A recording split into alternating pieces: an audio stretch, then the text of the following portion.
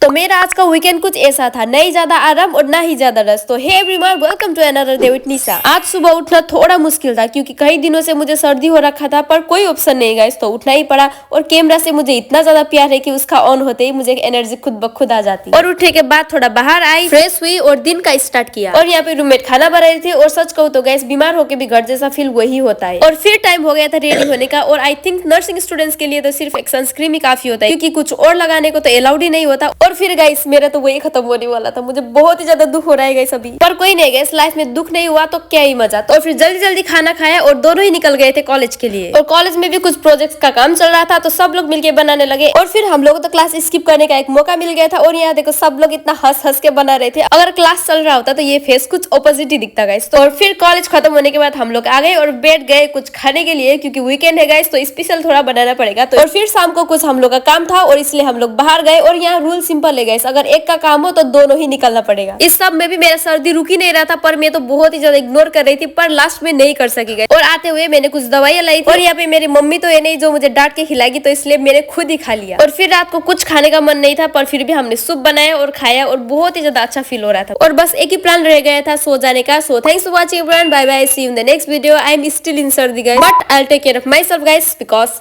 No one does. So bye bye.